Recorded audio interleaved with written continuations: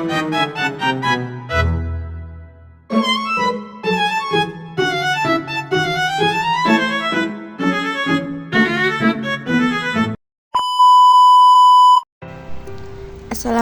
warahmatullahi wabarakatuh. Perkenalkan, saya Diana Ayu Kristiana dari Universitas Bhinneka PGRI Tulungagung.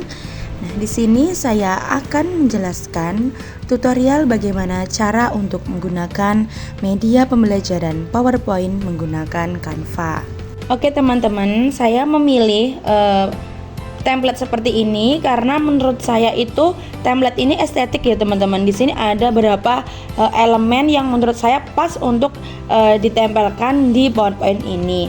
Nah, untuk yang pertama, untuk slide yang pertama ini saya tuliskan judul terlebih dahulu. Sebelum kita menuliskan judul, kita harus menyiapkan makalah yang akan kita gunakan sebagai presentasi nanti. Nah, ini saya hapus yang awal, yang di atas. Saya membuat judul perilaku individu dalam organisasi. Perilaku individu dalam organisasi. Nah, seperti ini. Sebelum itu tulisan kita tadi ya, untuk yang judul ini bisa diperkecil dan bisa diperbesar ya teman-teman. Nah, ini juga bisa diperpanjang atau diperpendek. Nah, selain itu ini juga bisa diatur di sini. Misalkan ini 65 ya teman-teman. Ini kita gunakan 70. Ini juga bisa di plus minuskan. Ini untuk diperbesar, yang ini diperkecil. Nah, ini kita geser agak ke kanan. Lalu yang bawahnya ini oleh saya sendiri, Diana Ayu Kristiana. NPM saya sudah saya tulis di sini. Nah, untuk set pertama ini sudah selesai. Misalkan kita gunakan elemen juga bisa ya teman-teman. Nah, di sini banyak sekali elemen. Misalkan saya gunakan ini. Nah, ini bisa diperkecil. Lalu kita taruh di mana yang menurut kalian itu cocok. Nah, misalnya saya taruh di sini, saya perkecil, saya taruh di sini, misalkan. Ini juga bisa. Nah, ini banyak sekali elemen. Untuk slide kedua, ini materi saya ini yang bab kedua pembahasan ini pengertian perilaku organisasi. Nah, di sini saya menulis apa perilaku organisasi. Ini merupakan pertanyaan pemantik untuk menjawab pengertian perilaku organisasi. Nah, ini sudah saya ketik. Misalkan ini saya besarkan. Ini di blok bisa, nggak di blok juga bisa ya teman-teman. Nah, seperti ini kita besarkan. Apa perilaku organisasi? Nah, ini pertanyaan pemantik untuk jawaban pengertiannya. Nah, di sini saya menulis pengertian perilaku organisasi. Nah, jadi perilaku organisasi adalah suatu bidang studi yang menginvestigasi dampak perilaku dari individu, kelompok, dan struktur dalam organisasi dengan maksud menerapkan pengetahuan untuk memperbaiki efektivitas organisasi. Tujuannya mempelajari perilaku organisasi itu untuk dapat memahami dan menjelaskan kejadian-kejadian yang terjadi dalam organisasi. Untuk mengeditnya seperti tadi, kita blok lalu kita tulis materi yang akan kita sampaikan nanti. Mungkin teman-teman sudah tahu ya, seperti ini bisa dipraktekkan. Lalu selanjutnya yaitu slide keempat atau materi selanjutnya. Nah, di makalah saya untuk subbab selanjutnya yaitu perilaku individu dalam organisasi. Nah, ini di sini itu ada masalah perilaku individu. Nah, masalahnya apa? Ini saya tulis seperti ini. Terus ini saya tulis masalah yang sangat membingungkan yang selalu diperhatikan oleh semua pimpinan di organisasi yang berbeda. Oleh karena itu penting mempelajari dalam dan memahaminya. Nah, ini tulis saja seperti ini. Atau terserah lah, yang penting kalian paham dan bisa untuk dijelaskan. Nah, ini bisa diperkecil dan bisa untuk diperpanjang. Nah, seperti itu. Nah, ini misalkan fontnya tidak sesuai, ini juga bisa di sini caranya mengedit. Nah, ini ada beberapa banyak font yang sesuai. Nah, kalau saya itu yang lebih bagus yang ini ya, sepertinya ini saya memilih yang ini saja. Misalkan pilih yang ini juga bisa, tinggal ngeklik di blok, lalu ini diklik gitu langsung muncul font yang kita ingini tadi. Untuk slide selanjutnya yaitu, nah, bagaimana cara memahami sifat-sifat yang dimiliki individu dalam organisasi. Ini juga termasuk pertanyaan pemantik. Nah, ini tadi sama, slide ini sama seperti yang slide kedua. Karena apa? Ini saya duplikat, teman-teman. Cara duplikatnya gini. Kita klik ini titik 3. Nah, ini di sini ada tulis duplikat halaman seperti itu. Nah, kita akan muncul dua yang sama. Ini saya hapus. Lalu selanjutnya yaitu slide selanjutnya. Nah, untuk selanjutnya ini setelah bagaimana cara memahami sifat-sifat yang dimiliki oleh individu. Nah, untuk selanjutnya cara-caranya ini ada dua. Ini misalkan saya ketik ya, teman-teman. Nah, ini cara kita tulis, cara memahami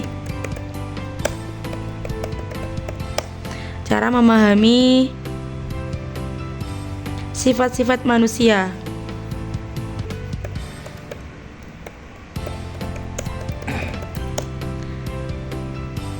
Nah, ini ada dua. Yang pertama, manusia berbeda perilakunya karena memiliki kemampuan yang tidak sama. Selanjutnya yang kedua, manusia mempunyai kebutuhan yang berbeda.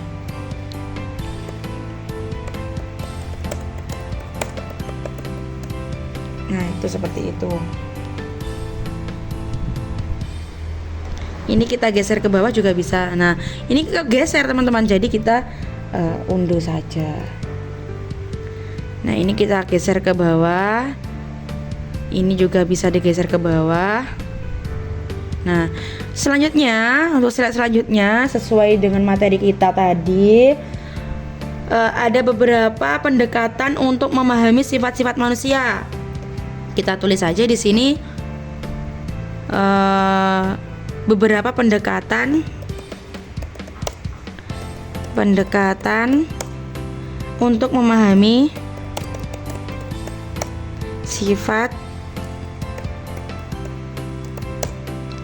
sifat-sifat manusia. Nah, ini menurut saya kebesaran ya, teman-teman, tulisannya. Ini bisa diperkecil. Nah, seperti ini. Cukup. Lalu ini ada dua kotak box ya. Ini kita hapus saja yang satu, kita gunakan yang atas. Ini kita blok. Nah, pendekatannya itu ada 3. Yang pertama, pendekatan kognitif. Kita tulis pendekatan kognitif. Yang kedua, pendekatan kepuasan. Yang ketiga, penguatan dan pendekatan psikoanalitis.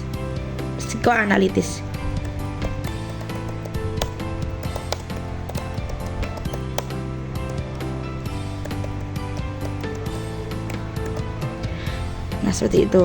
Nah, menurut saya ini kurang besar ya, teman-teman. Jadi kita perbesar dulu tulisannya. Kita plus seperti agak besar, kita turunkan. Nah, seperti ini ya, teman-teman. Lalu kita blok. Misalkan itu yang bawah itu besar. Ini nggak bisa ya. Oh, jadi ini harus.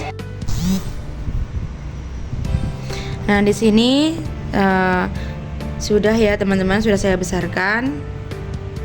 Lanjut, kalau sudah, poin selanjutnya untuk slide selanjutnya yaitu kepribadian individu. Nah, kita tulis lagi di sini. Langsung saja nggak apa-apa sih. kepribadian individu. Nah, di sini menurut saya ini gambar ini tidak ya gunakan ya kan, teman-teman. Kita hapus saja. Nah, kita gunakan yang ini.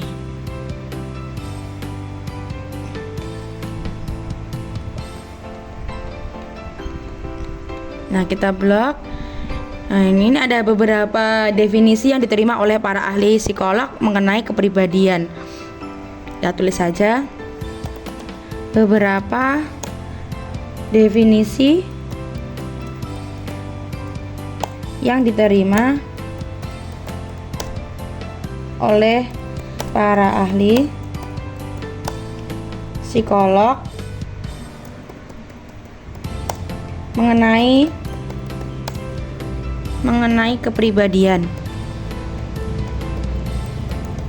Yang pertama, tulis saja kepribadian merupakan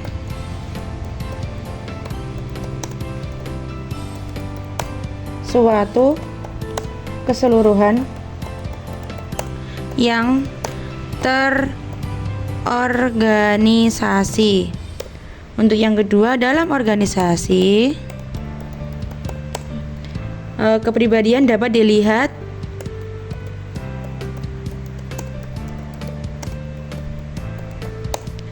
dalam pola tertentu. Untuk yang ketiga, walaupun kepribadian mempunyai dasar, tulis saja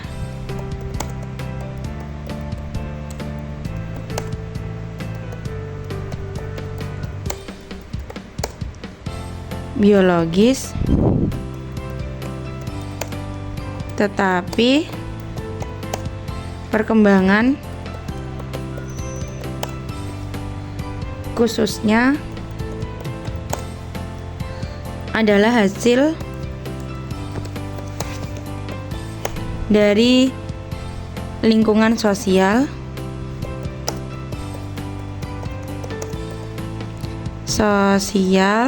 dan kebudayaan.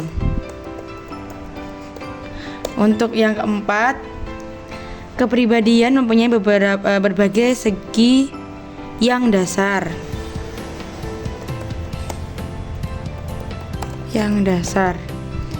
Nah, untuk slide selanjutnya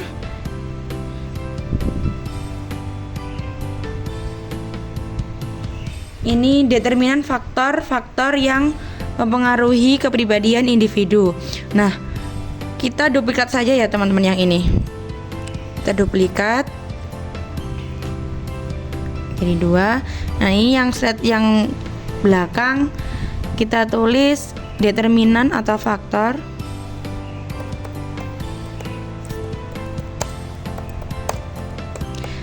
faktor yang mempengaruhi kepribadian individu. Yang pertama, faktor keturunan. Kita tulis yang 1, poin pertama, faktor keturunan. Yang kedua, faktor sosial budaya.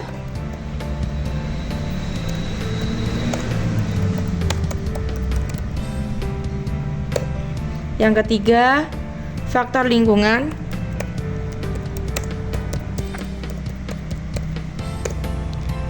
Yang keempat, pengalaman hidup.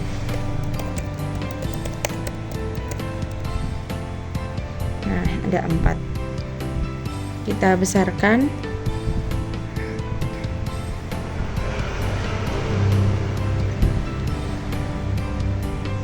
Oke. Nanti bisa dijelaskan ketika presentasi ya teman-teman. Nah, untuk slide selanjutnya ini sudah selesai, materi saya sudah selesai.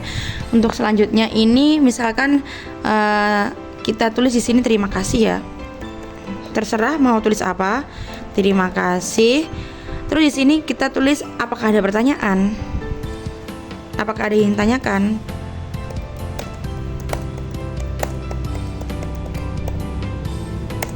Oke. Nah, misalkan ini kita ingin kasih foto ya teman-teman. Ini di sini juga ada unggahan yang sudah saya unggah dari galeri.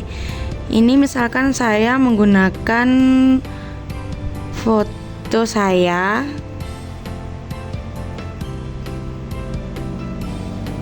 atau foto Ubi juga bisa.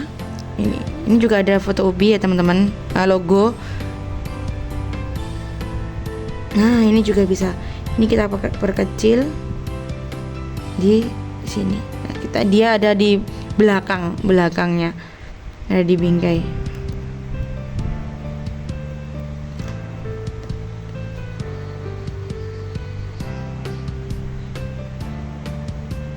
Ini atau foto barangkali juga bisa. Ini saya hapus karena ini sudah tidak terpakai ya teman-teman. Jadi ini saya hapus. Ada pertanyaan ini saya hapus juga. Daftar pustaka saya kira tidak usah. Langsung terima kasih saja. Kalau sudah ada yang ditanyakan, kita ucap terima kasih yang terakhir. Nah itu tadi bagaimana cara menggunakan Canva sebagai media pembelajaran. Nah, semoga teman-teman yang ingin menggunakan aplikasi Canva untuk digunakan sebagai media pembelajaran menggunakan PowerPoint itu bisa sekali dan sangat mudah. Di sini itu banyak sekali template yang sekiranya itu sesuai dengan materi kalian dan juga sangat membantu pembelajaran yang akan kalian laksanakan nanti. Seperti itu. Jika ada kurang lebihnya saya mohon maaf. Akhirul kalam, wassalamualaikum warahmatullahi wabarakatuh. Sampai jumpa di lain waktu. See you.